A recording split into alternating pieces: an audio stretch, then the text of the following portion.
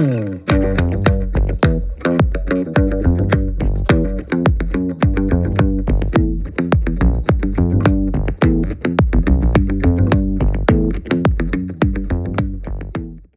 28 octobre dernier, l'Institut Montaigne a publié un rapport intitulé « En campagne pour l'agriculture de demain ». Pour échanger autour de ce rapport, j'ai le plaisir d'inviter sur scène Hervé Guémard, Jean-Philippe Puig et Jacques Kélif.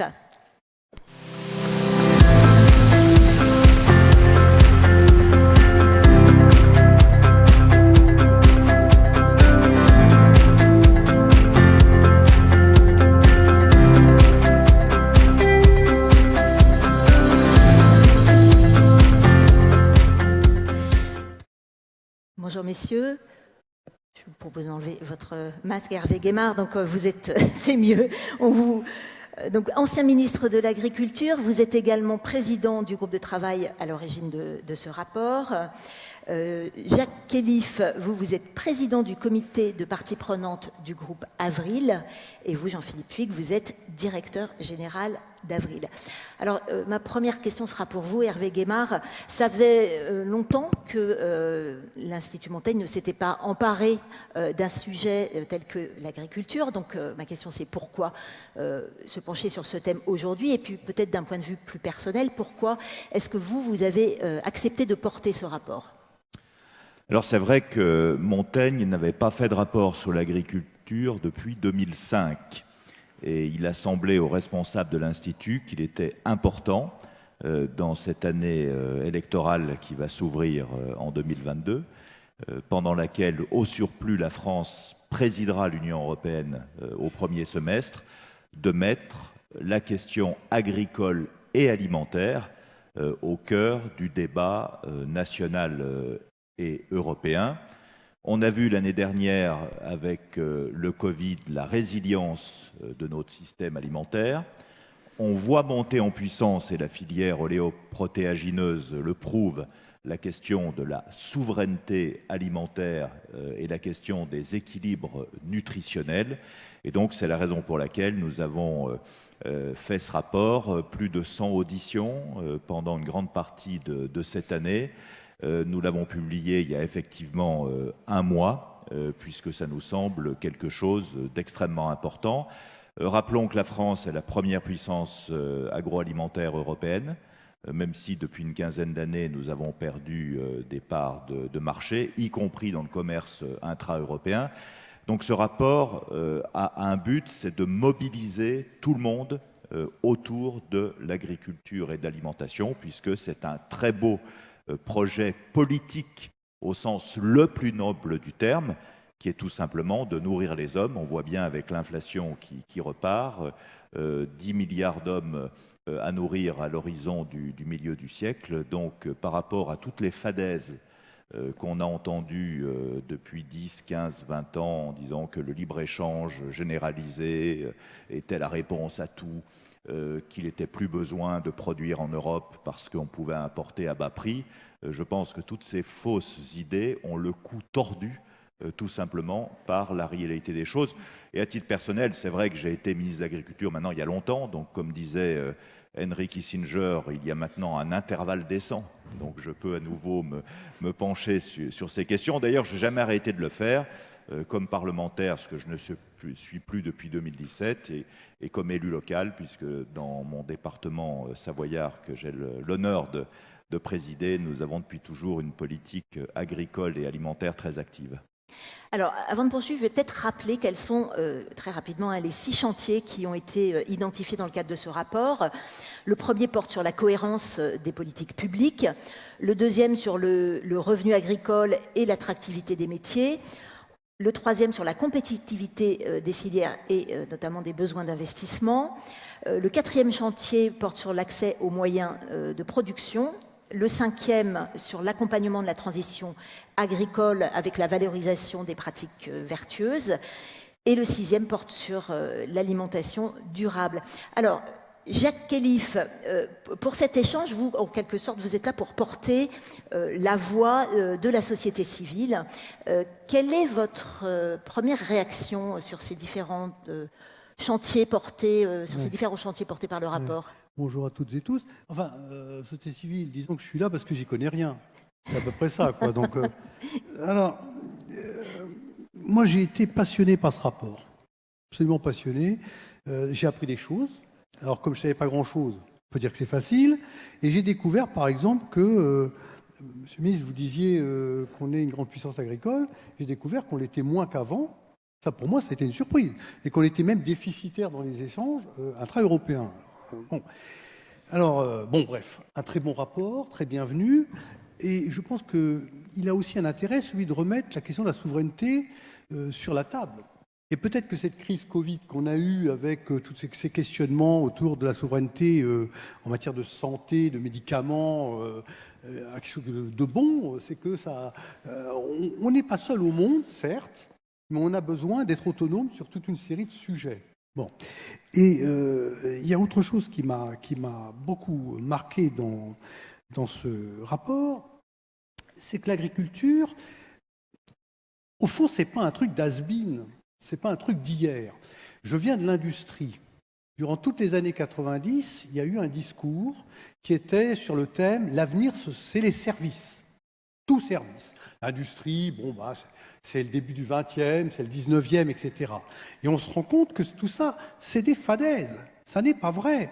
Autant l'industrie est l'avenir, l'agriculture aussi, c'est l'avenir. Et combien? Pour des tas de raisons.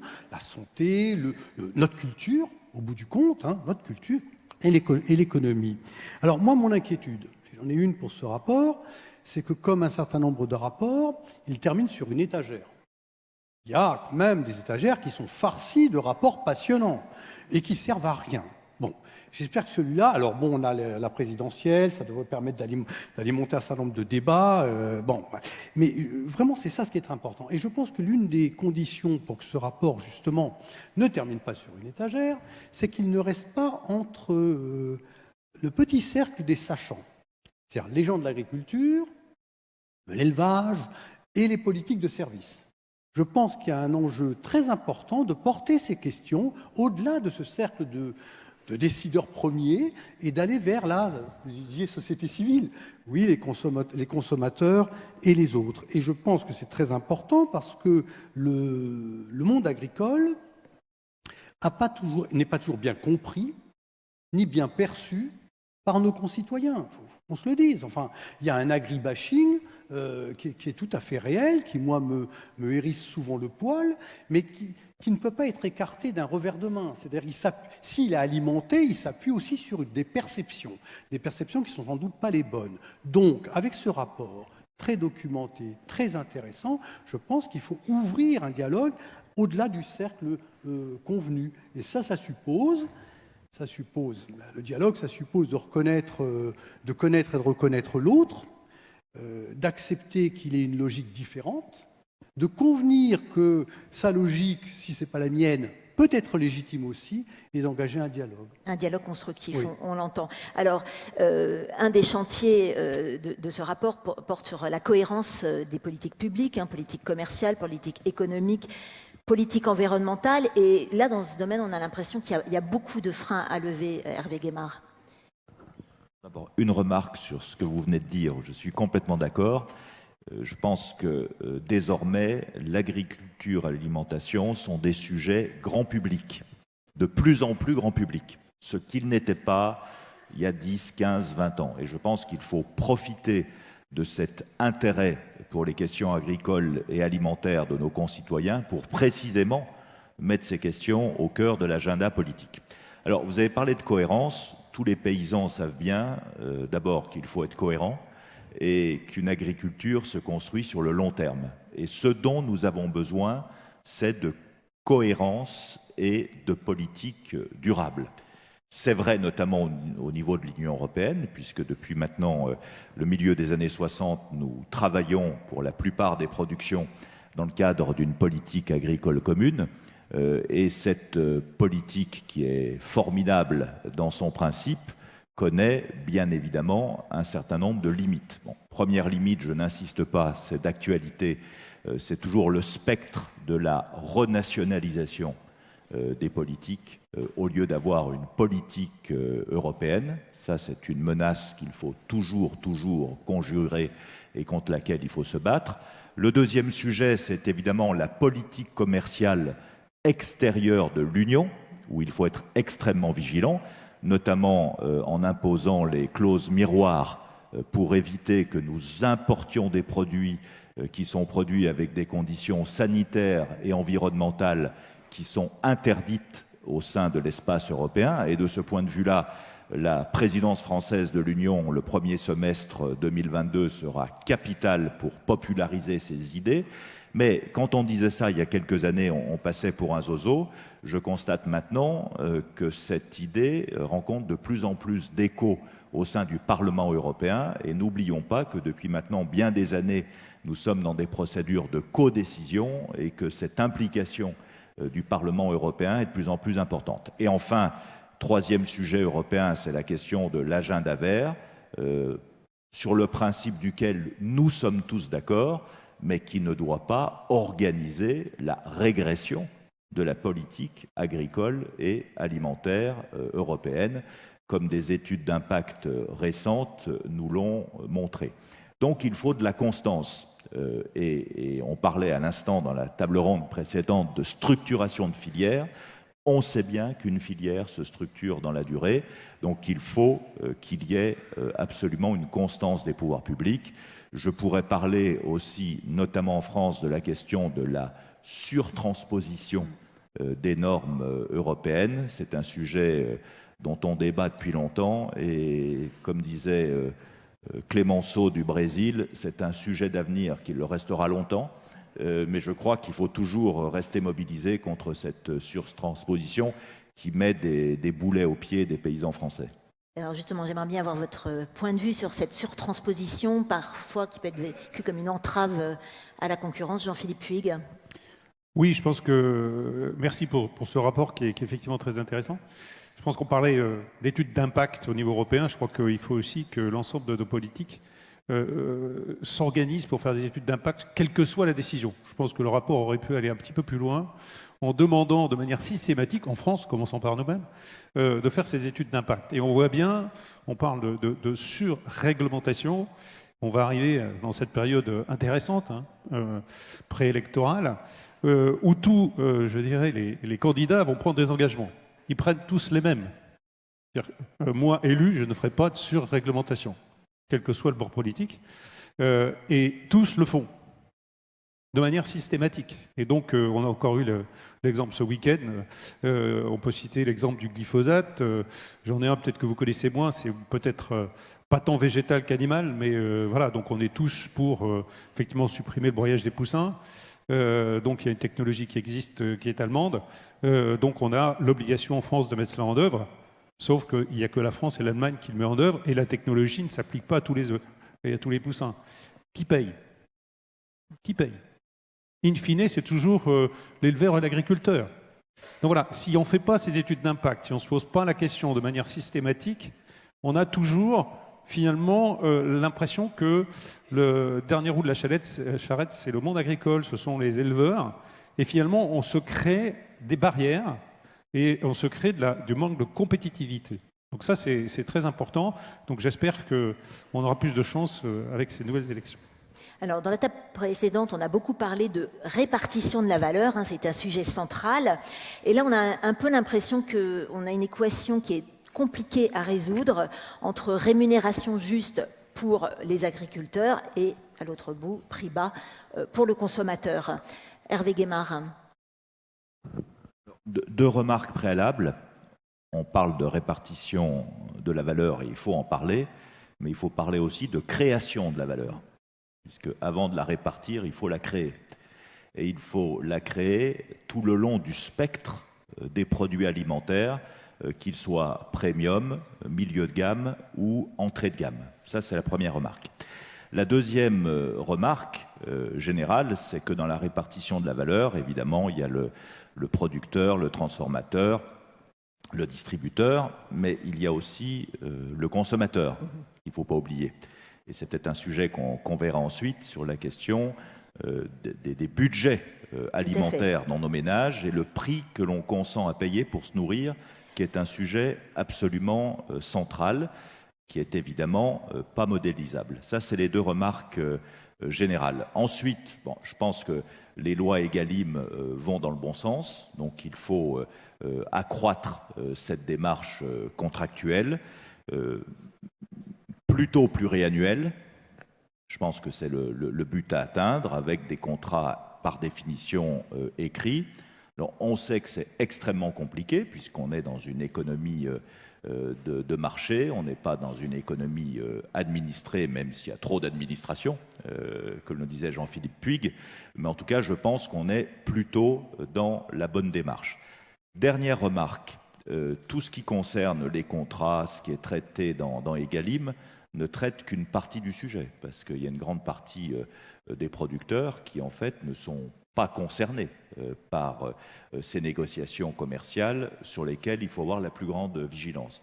Ce que je vais dire ne peut pas concerner toutes les filières, bien évidemment, mais il est évident qu'il faut, d'une part, diversifier les revenus des agriculteurs. On y reviendra sans doute plus tard. Pour certaines filières, évidemment, développer les circuits courts, ce qui permet de retenir la valeur ajoutée auprès du producteur. On a déjà dans beaucoup de nos terroirs, avant que les circuits courts ne soient à la mode, des pratiques agricoles qui permettent aux producteurs de garder davantage de valeur. Jean-Philippe Puig, sur ce sujet de donc, création de valeur et répartition de la valeur, quel est votre... Oui, je pense que c'est important ce qui vient d'être dit. Il faut effectivement, comme le disais tout à l'heure, hein, pour partager un gâteau, il faut un gâteau, donc il faut déjà créer de la valeur. Donc ça, je pense que c'est un bon point. Et répartir surtout la valeur tout au long de la chaîne. Ça, c'est très important. Et c'est vrai qu'on a un vrai sujet en France, notamment sur l'aval, et on peut les citer avec la grande distribution, ces discussions annuelles très difficiles. Et je crois que la loi Egalim, et notamment sa version 2, va amener quand même une nette amélioration, en tout cas on le souhaite, par rapport à ce que l'on avait.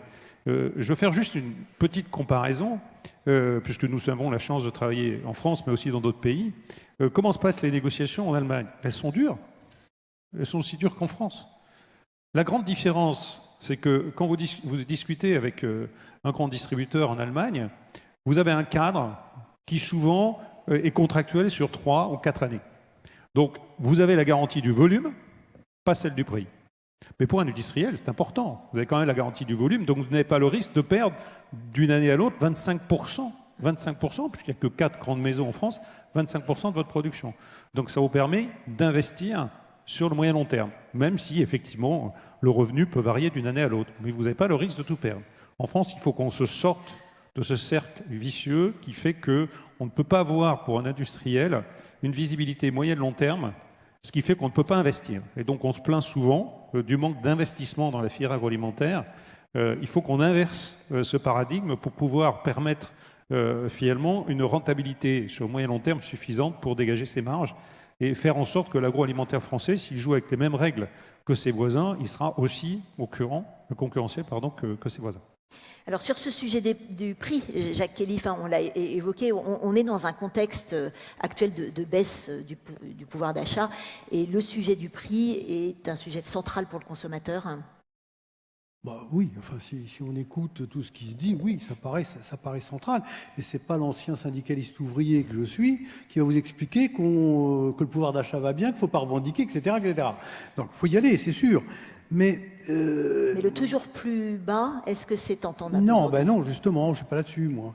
Je pense que il faudrait pas que ce débat sur le pouvoir d'achat, qui peut être tout à fait réel, en vienne à masquer quand même certains paradoxes. Parce que moi, je constate que bien des consommateurs sont sur la recherche du prix le plus bas.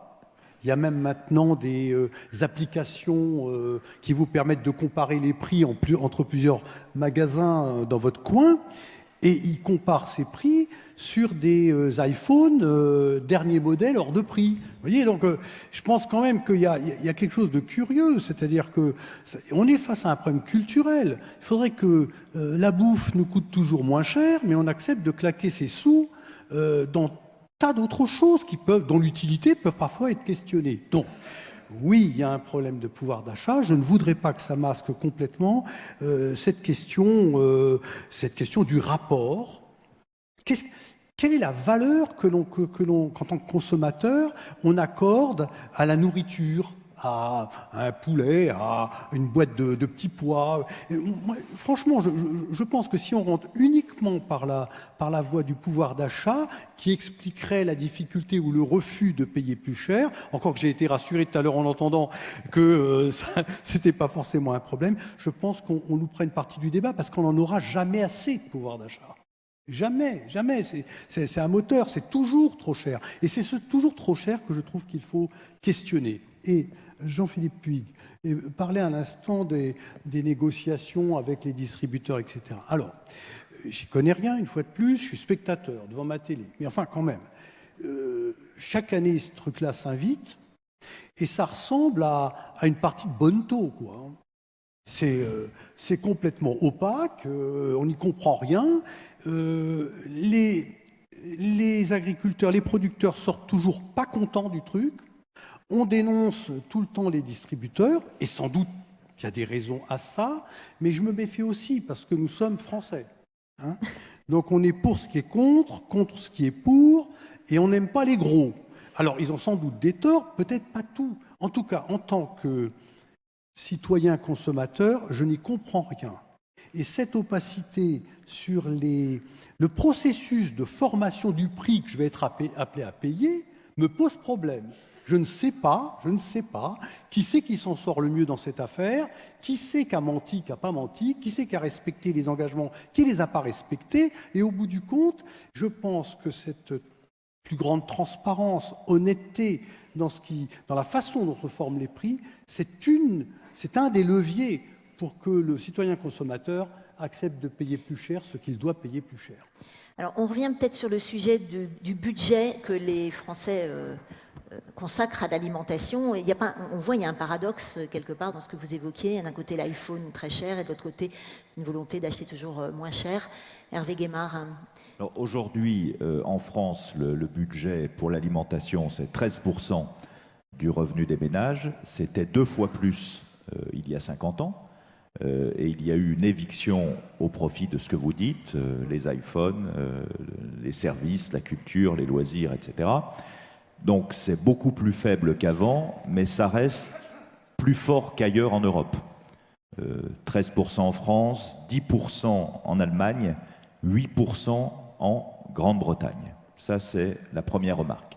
La deuxième remarque, c'est bien évidemment qu'il y a plusieurs segments de clientèle. Vous avez des gens qui aiment bien se nourrir et qui ne regardent pas le prix, d'autres qui regardent un peu le prix et d'autres qui regardent vraiment le prix à l'euro près, compte tenu d'une précarité générale et d'une précarité alimentaire croissante.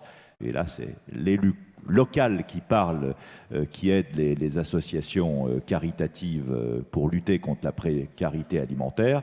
C'est un sujet qui a bas bruit. Monsieur le ministre, bonjour. C'est un sujet qui a bas bruit et de plus en plus important. Et on constate par ailleurs toujours un hiatus entre le souhait de consommation et la réalité de la consommation. Et je pense que pour en revenir à ce qu'on disait tout à l'heure sur la souveraineté alimentaire française, il faut vraiment que l'on soit présent sur toutes les gammes d'alimentation.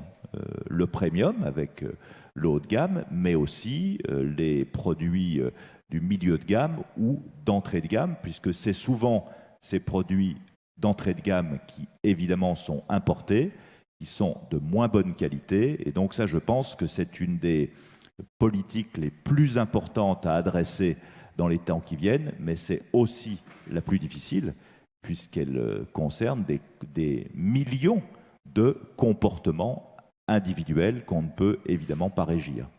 Alors, on a parlé du prix, ça fait partie des attentes fortes des consommateurs. Il y a une autre attente du consommateur, c'est savoir ce qu'il a dans son assiette, savoir ce qu'il achète, avec une attente forte en termes de communication, de transparence. Alors, il y a beaucoup de labels, de démarches qui existent, qui vont dans le sens d'une meilleure information du consommateur.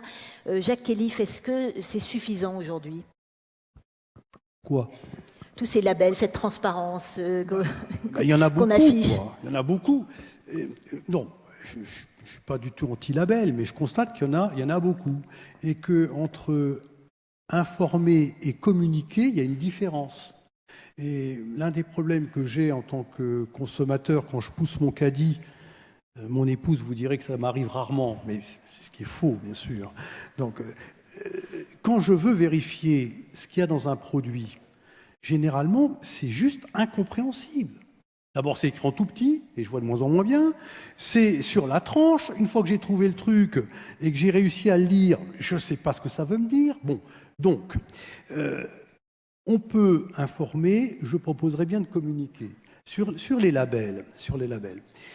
Moi, alors je ne sais plus qui c'est, pardon, je ne vais pas être précis, mais j'ai entendu dernièrement qu'une profession, je ne sais plus laquelle, râlait contre un label en expliquant que il dit pas la vérité sur ses produits. Donc je crée mon propre label. Bon, moi je proposerais bien de ne pas rentrer dans cette guerre de labels qui va être perçue par les consommateurs comme étant, si une profession crée son propre label, dans une certaine opacité, un entre-soi, c'est parce qu'elle craint ce que dit l'autre label, qui est présenté par telle association, telle ONG, ou je sais pas quoi. Donc moi, là aussi, je proposerais bien que sur les labels, on les élabore dans le plus grand dialogue possible, la plus grande transparence possible. Alors il y en a un, c'est comment il s'appelle, Nutri-Score, je crois, que j'ai utilisé quelques fois, que je trouve assez simple, quoi. Je comprends. Après ce qu'il me dit, j'arrive à suivre. Et je pense que cette capacité à parler le langage des consommateurs, à leur dire des choses simples sur les labels pour permettre le choix, c'est sans doute une exigence absolue qu'on doit avoir. Alors, je crois que le rapport Montaigne préconise un certain nombre de pistes, justement, pour mieux informer le consommateur. Hervé Guémard. Oui, sur les labels, il y a deux sujets. Le premier sujet, c'est la question nutritionnelle dont vous parlez, avec le Nutri-Score qu'il faut évaluer, parce qu'il y a, je ne vais pas rentrer dans le détail technique, mais il y a l'intention générale est bonne, mais il faut préciser et valider un certain nombre de critères retenus, et il faut sans doute, une fois que cette évaluation sera faite, le généraliser pour que tout le monde puisse avoir les mêmes grilles de référence. Et le deuxième sujet, c'est évidemment l'origine, et il faut que l'origine géographique du produit puisse être clairement identifiée, ce qui n'est pas toujours possible juridiquement aujourd'hui. Alors Jean-Philippe Puig, bien sûr. Oui, allez-y, Jacques Kélif. Sur cette histoire d'origine, évidemment, je suis très favorable. Mais prenez l'exemple du camembert. Le camembert de Normandie et en Normandie. Je parle français, mais ça me demande un petit effort de compréhension quand je suis face à ma boîte. Donc il y a encore du chemin à faire en matière de transparence, Jean-Philippe Puig, sur ce sujet de oui, la transparence de l'information du consommateur. Pour rebondir sur ce que disait Jacques tout à l'heure, je pense qu'effectivement, transparence, on parle beaucoup de transparence sur les négociations, comprendre finalement qui a tort, qui a raison dans tout ce magma de communication, mais aussi transparence sur ses scores, etc. Je pense que ce qu'il faut qu'on se dise ensemble ici, en tout cas dans la filière, il faut qu'on prenne notre responsabilité. On n'a pas assez communiqué de l'amont à l'aval. Donc on est en partie collectivement responsable finalement de ce manque de transparence, de ce manque de communication, peut-être aussi de simplification dans notre communication vis-à-vis du consommateur. Donc ça, il faut qu'on change. Je pense qu'il y a eu aussi une crainte, je pense qu'il y a beaucoup dans la salle de personnes qui vont comprendre, à communiquer. Donc on a un certain nombre de détracteurs quand on prend la parole qui vous tombent dessus, et donc il y avait quand même le syndrome de vivons bien, vivons cachés, c'est fini, on ne peut plus. Donc on doit prendre effectivement la parole pour communiquer. Et enfin, deuxième point, peut-être sur le besoin de transparence. Voilà, on se bat depuis, je crois, 4 ou 5 ans, et Monsieur le ministre qui vient d'arriver va, j'espère, mettre un terme à cela d'ici la fin de l'année. Il s'est engagé, je suis sûr qu'il va le faire, sur savoir ce que l'on consomme. Donc on a réussi il y a quelques années sur la viande de bœuf. Vous allez au restaurant, vous savez d'où vient la viande de bœuf. Ça fait 4 ou 5 ans qu'on dit, mais pourquoi la viande de bœuf et pas le reste? Voilà. Donc je pense qu'on va avoir les décrets, et tant mieux. Et on va tous savoir très rapidement que tous nos enfants dans la cantine mangent de la viande volaille importée d'Ukraine ou de Brésil. Voilà. Ça coûte rien à l'État. Ça ne coûte rien à l'État, c'est juste de la communication. Et laissons faire ensuite les parents d'élèves que nous sommes, laissons faire le marché. Quand vous irez acheter un sandwich à la boulangerie, on vous dira ce sandwich est fait avec de la viande brésilienne. Voilà. Si vous avez le choix entre 2 sandwichs, c'est à vous de décider. Voilà. Pourquoi a-t-il fallu 4 ou 5 ans pour arriver, j'espère d'ici la fin de l'année, à avoir cette traçabilité? Voilà quelque chose de simple, et pourtant combien c'est difficile de le mettre en œuvre. Je pense que ce type d'action va dans la transparence et va permettre finalement de revaloriser l'agriculture française, simplement parce qu'on va savoir ce qu'on mange. Alors, autre sujet abordé par le rapport, vous l'avez évoqué, Hervé Guémard, tout à l'heure, c'est celui de la rémunération complémentaire des agriculteurs pour rendre plus attractifs les métiers de l'agriculture. Alors, le rapport évoque notamment le sujet de la rémunération carbone. Alors, en matière environnementale, l'agriculture est souvent montrée du doigt, et pourtant, elle fait partie intégrante de la solution.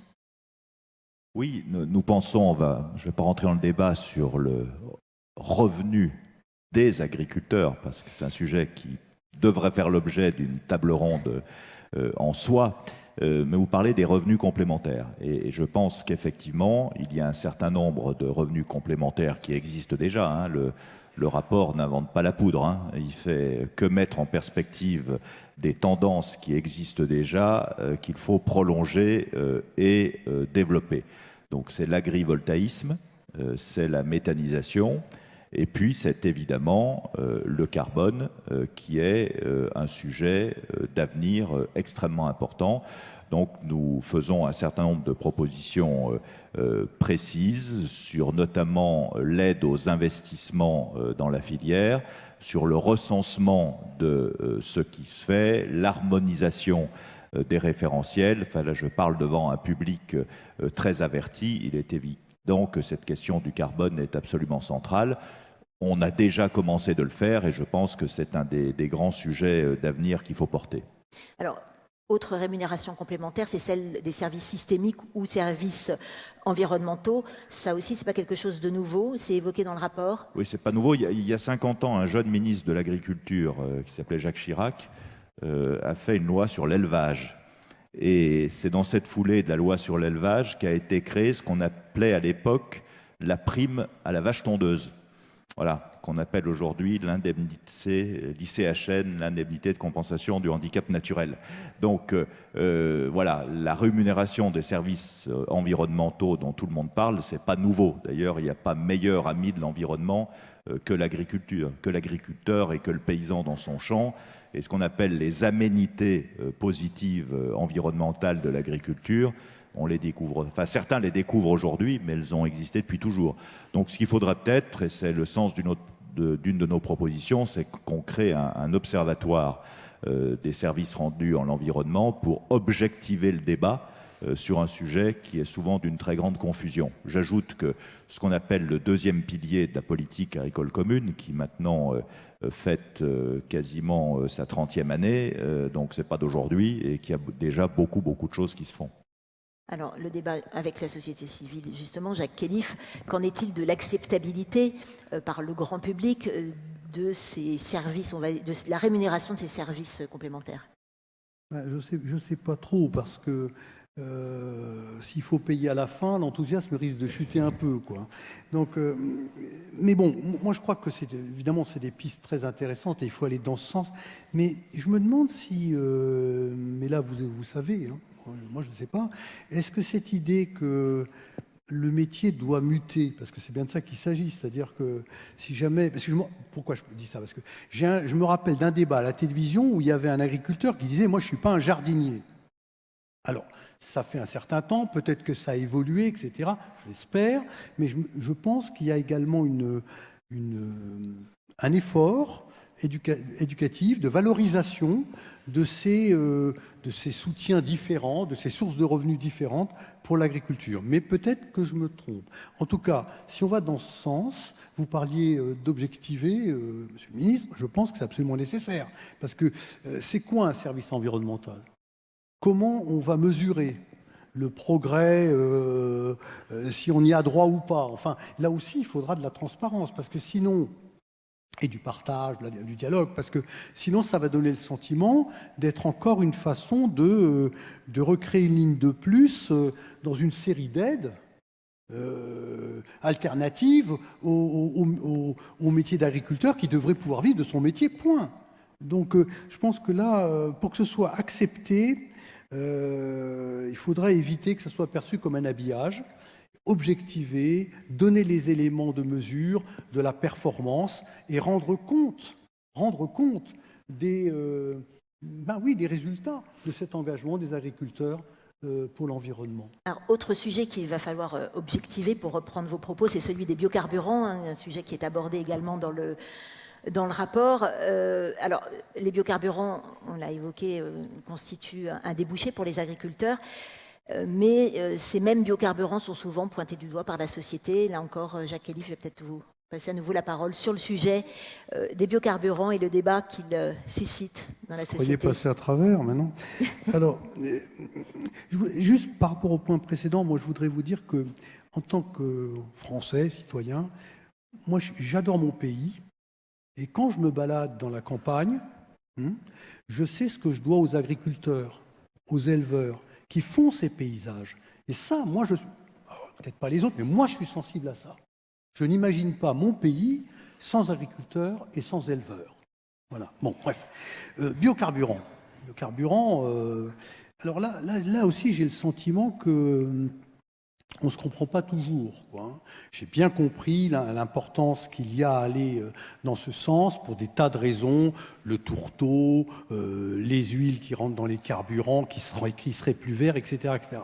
Mais j'ai également été sensible à un certain nombre d'oppositions, de critiques, d'ONG, d'associations qui nous ont dit oui, mais ça c'est encore une combine pour faire perdurer le moteur thermique.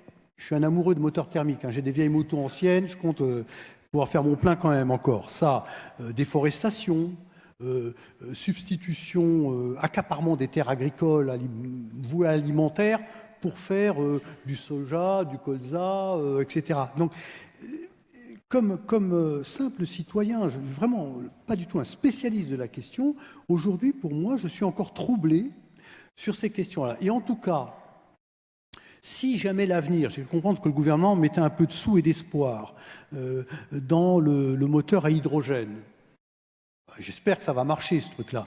Mais en tout cas, ça risque de ne pas être pour tout de suite. Donc, les biocarburants, c'est au moins une aide à la transition énergétique. Et c'est en ça que moi, je trouve ça intéressant. Sur ce débat autour des biocarburants, Hervé Guémard, votre point de vue? Très brièvement, d'abord, il faut évidemment maintenir et développer les biocarburants.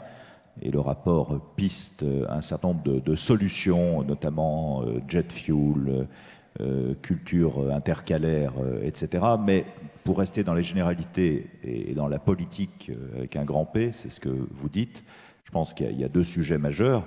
Le premier, c'est bien évidemment qu'il ne faut pas qu'il y ait de concurrence avec des productions pour l'alimentation humaine. Et ça, on comprend que ça choque l'opinion publique, et d'ailleurs on ne le fait pas en France. Donc ça, je pense qu'il faut le dire et le redire. Et deuxièmement, que le biocarburant ne doit pas être de la déforestation importée. Voilà. Et je pense qu'il y a ces deux garde-fous qui sont majeurs pour l'acceptabilité sociale du développement des deux carburants. Et ce étant dit, on a encore des marges de progression. Petite remarque sur ce que vous avez dit tout à l'heure, et je suis complètement d'accord avec vous, quand on parle de l'observation des services environnementaux, il y a une notion qu'il faudrait développer qui est le coût de la non-agriculture. Parce que là où un paysan disparaît, le coût pour la société, y compris sur le plan environnemental, est bien plus élevé. Et ça, on ne le dit jamais assez. Bien. Je poursuis peut-être sur le sujet des biocarburants avec vous, Jean-Philippe Puig, parce que la filière a été quand même très mobilisée sur ce sujet, on peut le dire. Oui, certes, et la filière, effectivement, a, depuis maintenant des dizaines d'années, concouru au développement des biocarburants, parce que d'abord, c'est absolument nécessaire pour aller vers une moindre dépendance protéinique. Ce n'est pas la peine de parler du développement de la protéine si on n'a pas finalement un exutoire pour un sous-produit qui est l'huile, puisque on couvre largement tous les besoins de l'huile alimentaire, et donc il nous faut transformer cette huile en énergie. Donc c'est nécessaire, mais point trop n'en faut. Tu as raison, Jacques. À un moment donné, d'ailleurs, il y a un maximum qui avait été calculé par rapport à l'utilisation des terres européennes. C'était le fameux 7 ou 8% selon les pays. Pourquoi on a calculé ce 7 ou 8%? Ça correspondait à l'équilibre finalement entre la production possible en Europe et l'utilisation en tant qu'énergie. Donc on ne va pas faire n'importe quoi. Donc c'est important parce que ça crée du revenu aussi complémentaire au niveau des agriculteurs. Puis je donnerai peut-être deux exemples. Un exemple dont je pense que la filière peut être très très fière, c'est ce qu'on a lancé il y a 2 ans, ça s'appelle Oléose. C'est un revenu complémentaire pour les agriculteurs parce que pour la première fois, on a réussi à sortir du finalement pollueur-payeur. Vous polluez, vous êtes taxé. Voilà. Donc on a trouvé un système qui est complètement inversé, c'est-à-dire vous êtes vertueux, on vous rémunère. Voilà. Et donc on a réussi parce qu'on est capable finalement, grâce à une évaluation indépendante, parcelle par parcelle, on fait l'évaluation et on calcule finalement les gains de gaz à effet de serre de chaque parcelle de colza comparé à la norme. Si on fait mieux que la norme, on est capable de payer un petit peu plus, parce que finalement, ça permet d'économiser des gaz à effet de serre. Ce n'est pas le marché français, il n'est pas structuré comme ça, mais on est capable de le valoriser sur le marché nord-européen. Ça peut être 10-15% de plus, alors un petit peu moins, parce que le prix du colza aujourd'hui a doublé, mais ça peut être 10 à 15% de plus de revenus pour chacun des agriculteurs. Et c'est vertueux. Plus vous êtes je dirais, en ligne avec des pratiques agricoles vertueuses, et plus vous augmentez votre rémunération. Premier point, donc premier exemple, ça marche. On a acheté 80 000 tonnes l'année dernière, 200 000 tonnes cette année de graines, et je pense que ça va continuer à augmenter. Deuxième exemple, ce n'est pas encore le cas, et je sais que le gouvernement y travaille pour la prochaine loi de finances, c'est les cultures intermédiaires. Les cultures intermédiaires, ça veut dire quoi? Ça veut dire que sur 2 ans, vous pouvez faire 3 récoltes. Arrêtons de laisser les champs qui n'ont rien dessus. Alors c'est effectivement demander aux agriculteurs de revenir travailler le champ, mais pour ça il faut du revenu. Et ces cultures intermédiaires pourraient être utilisées justement pour faire du biofuel ou du jet fuel, etc. Donc on voit que la filière a encore beaucoup d'idées, et ces idées doivent se traduire par une augmentation des revenus du monde agricole. Bien, alors on voit qu'il y a, voilà, ce rapport suscite beaucoup d'échanges, beaucoup de débats. On va devoir conclure cette table ronde. Très rapidement, je voudrais vous demander un mot pour conclure. Jacques Kélif.